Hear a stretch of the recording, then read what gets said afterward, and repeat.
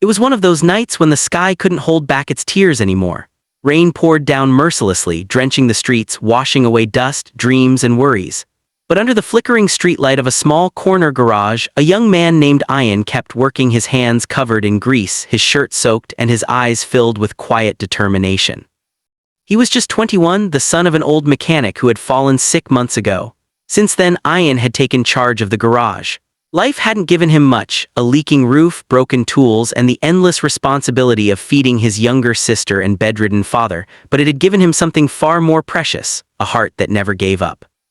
That night, as thunder rolled across the sky, a sleek black Mercedes stopped a few meters away. The driver's side window rolled down, and a woman's voice, calm yet clearly frustrated, called out, "Excuse me, is there any mechanic here?" Ian wiped his face with his sleeve and hurried over, holding an old umbrella that barely did its job.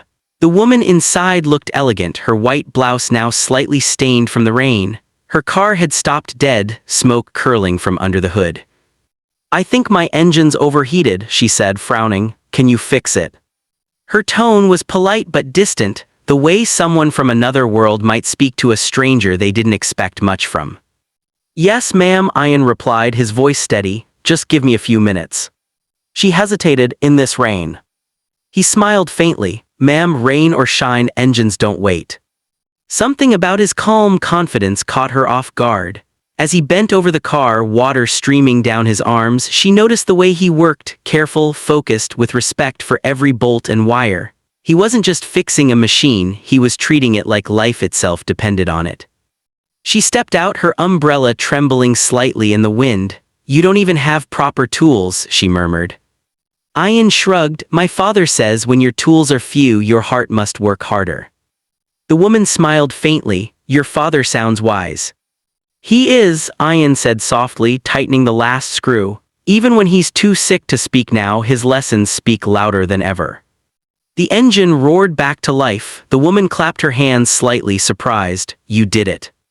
Ian nodded humbly. "It'll get you home safely, just don't drive too fast for a while." "How much do I owe you?" she asked, pulling out her purse. Ian hesitated. "Whatever you feel is right." She handed him a few bills. He didn't even count them. "Thank you, ma'am, be safe." But as she drove away, something inside her wouldn't rest. The rain on her windshield couldn't blur what she had seen, the sincerity in that young man's eyes. She, Maya Kapoor, the CEO of a luxury automobile company, had met hundreds of mechanics and engineers, but none who worked like that boy in the rain. The next morning, she couldn't stop thinking about him. Something about his spirit haunted her. On a sudden impulse, she returned to the same street. There he was again, repairing an old rickshaw. His father, frail and coughing, sat on a stool nearby. Maya got out of her car. "Ian, right?" He looked up surprised. "Ma'am, you came back." "Yes, I wanted to ask, how did you learn all this?" He chuckled. "Trial error and YouTube mostly." She laughed, shaking her head. "Ever thought of working at a real company?" He smiled sadly. "No one hires someone who never finished college." That answer stayed with her. Later that day, Maya called her HR department. "Find me a spot for a junior trainee, no degree required, I'll send you someone." The following week, Ian joined her company. It was his first time in a world of glass buildings, clean uniforms, and coffee machines that cost more than his house. People looked at him oddly at first, some with curiosity, others with judgment, but Ian didn't care. He was there to learn, not to impress.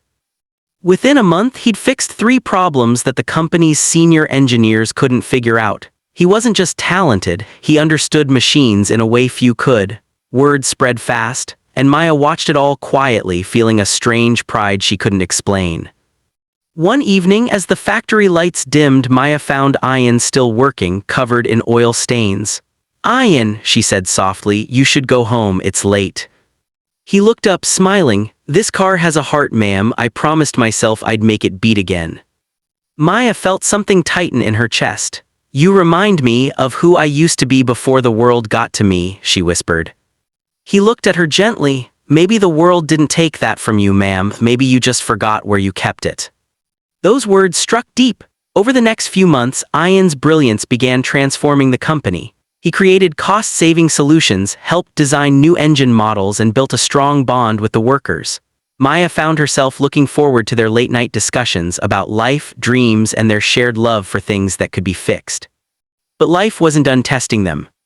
One evening, Ian got a call his father had collapsed. He rushed home, only to realize that the hospital bills were far beyond what he could afford.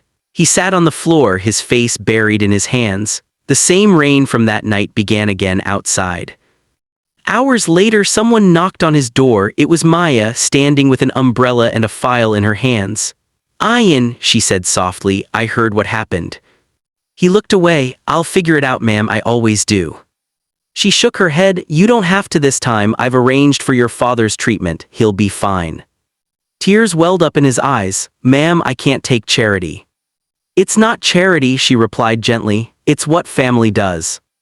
That night, under that same unending rain, something changed between them. Not just gratitude, but trust, connection, and something deeper that neither could name. Months passed. Ian's father recovered. The company's new line of affordable cars designed by Ian became a massive success. At the launch event, Maya called him on stage. Cameras flashed. "This young man," she said, voice trembling with emotion, "once fixed my broken car, but what he truly fixed was my belief in humanity. Today, he's not just an employee, he's my partner." The crowd erupted in applause. Ian looked at her, his eyes glistening. "And she's the reason I believed a poor mechanic's son could dream again." From that night on, they worked side by side, not as CEO and worker, but as equals who'd found meaning through each other. Their journey wasn't born out of wealth or status, but kindness, respect, and shared strength.